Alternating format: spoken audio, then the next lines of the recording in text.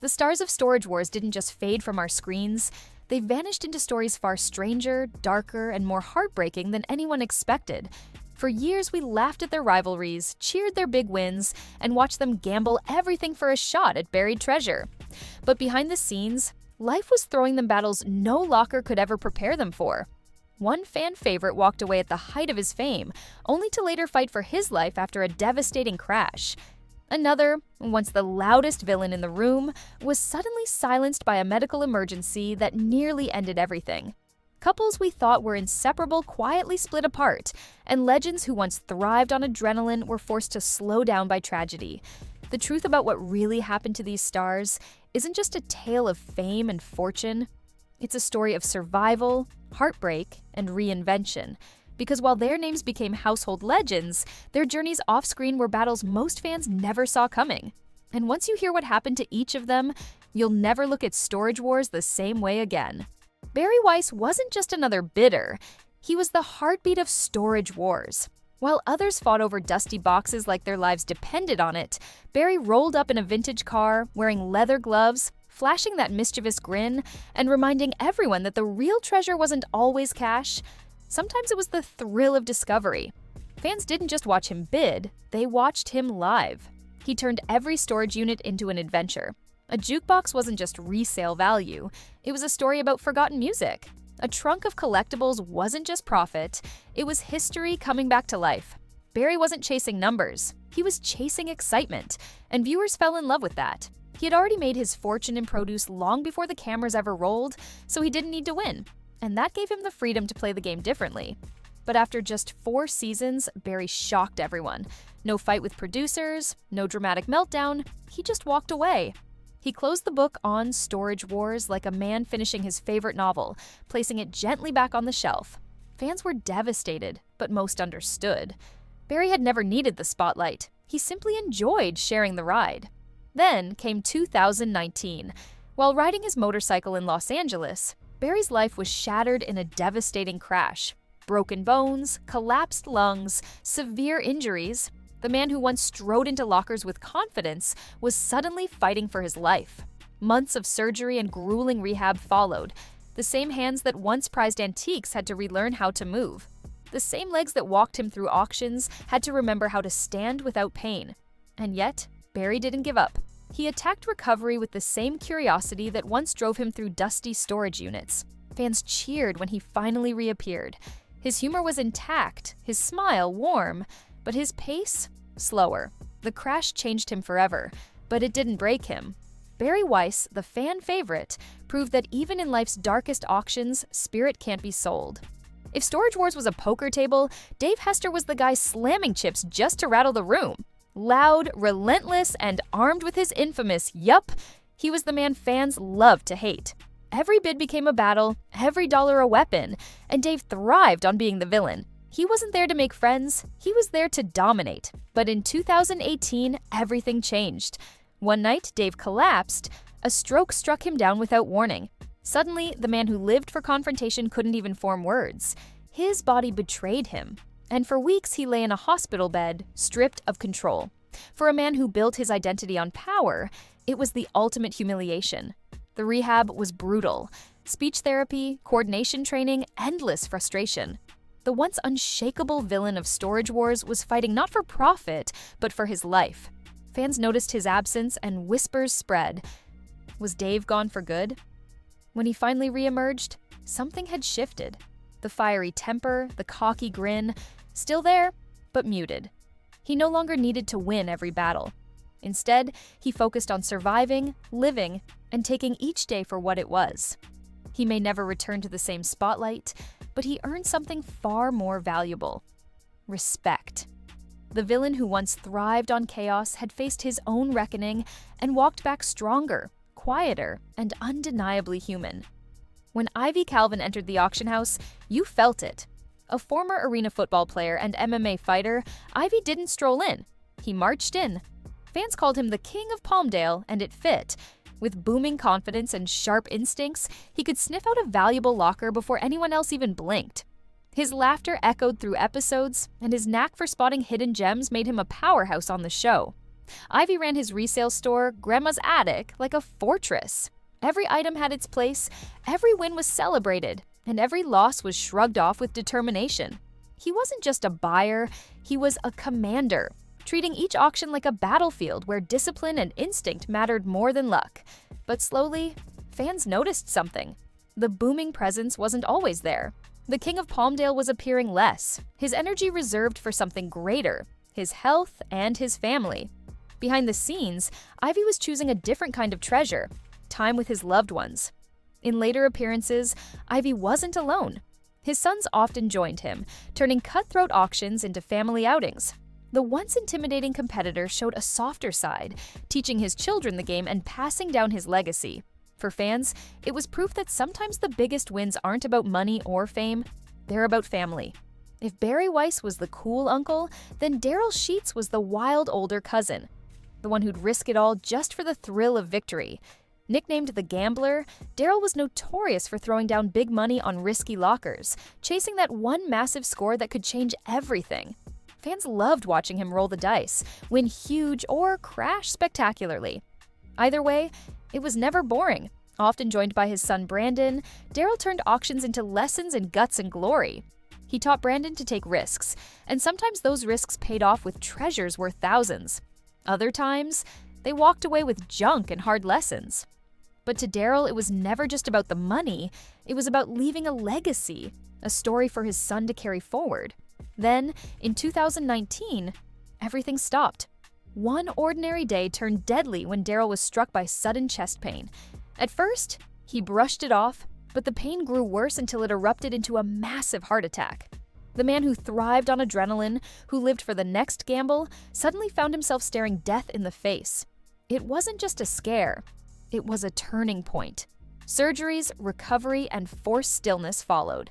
For a man built on energy and risk, slowing down wasn't a choice, it was survival. Fans noticed the gap his absence left on the show. The big wins, the wild bets, the gambler's grin, gone. And while he eventually returned, he came back with a sobering reminder that even the boldest risk-takers can't outbid fate.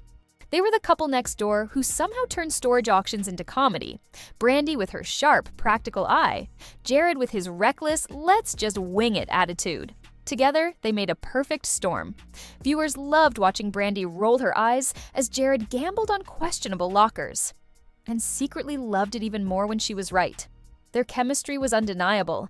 Their thrift store hustle gave the show real-world stakes, and their playful banter made fans feel like part of the family. On screen, they were the glue that kept things fun, balancing each other out in ways no other duo could. But behind the laughter, their relationship was crumbling. By 2020, the truth slipped out quietly. Brandy and Jared had broken up. No on-screen blowout, no bitter feud, just silence. Later, Brandy hinted at the struggles, revealing that the partnership had been far from easy. Fans were shocked. The couple who seemed built to last had split, leaving a hole not just in the show, but in the hearts of viewers. After the breakup, Brandy shifted her focus to her kids and stepped back from the spotlight. Jared faded too, no longer the reckless counterpart fans once loved to watch. Without their push and pull dynamic, the show felt emptier. Their story reminded fans that sometimes the hardest losses aren't found in lockers, they're found in love. When Renee and Casey joined Storage Wars, they brought firepower. Renee, loud and confident, had an eye sharper than any veteran bidder.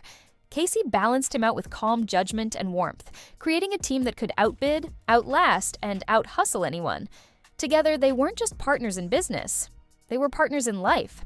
Fans admired their chemistry, their playful back and forth, their respect for each other's instincts, and their resilience made them a force to be reckoned with.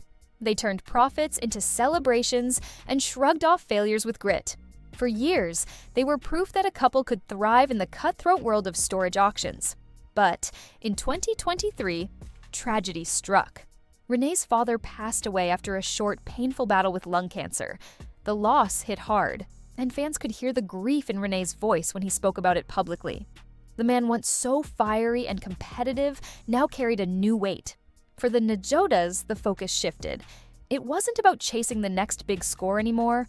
It was about building something lasting, honoring family, and finding meaning beyond the auction floor. Their story wasn't one of downfall, but of growth. Storage Wars wouldn't have been Storage Wars without Dan and Laura Dotson. They weren't bidders. They were the heartbeat of the auctions. Dan with his rapid-fire chant that could turn trash into treasure. Laura with her glowing energy and bright smile. Together, they kept the pace moving, the excitement alive, and the battles intense. But in 2014, everything nearly collapsed. One morning, Dan woke up feeling off. Minutes later, he collapsed completely.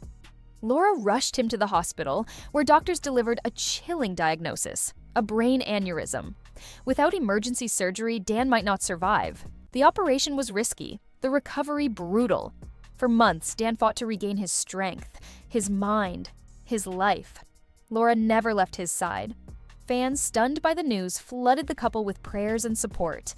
When Dan finally returned, slower but alive, it felt like a miracle. The scare changed them. They still loved the auction world, still lit up the screen, but there was something deeper in their smiles now, an understanding of just how fragile it all was.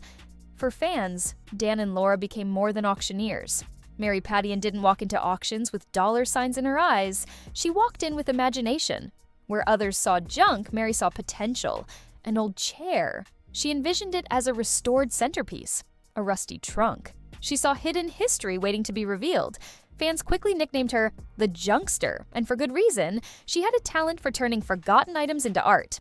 Her background in journalism and design gave her a unique edge. She could take the smallest find and spin it into something valuable, not just for profit, but for creativity. Unlike other cast members who fought tooth and nail for every dollar, Mary's style was quirky, upbeat, and refreshingly different. She started in Storage Wars, Texas before joining the main cast, and her energy lit up the screen. Fans loved watching her excitement over things others would walk right past. To Mary, it wasn't about the resale value. It was about the story, the transformation, and the fun of creating something new. But over time, her appearances grew fewer. Mary shifted her focus to her online store and personal projects, traveling and chasing new adventures. While her absence left fans wanting more, she proved something no one else did. By the time Emily Weiss appeared in Storage Wars Season 10, she was already a rising star in the auction world. Trained by her father in Iowa and competing since she was just 17, Emily had the credentials, the skill, and the confidence to hold her own. At just 27, she was one of the youngest professional auctioneers to ever grace the show, and she broke stereotypes in a field usually dominated by older men. Her rapid-fire delivery shocked even the veterans. She wasn't just there to keep the pace. She brought energy, polish, and professionalism.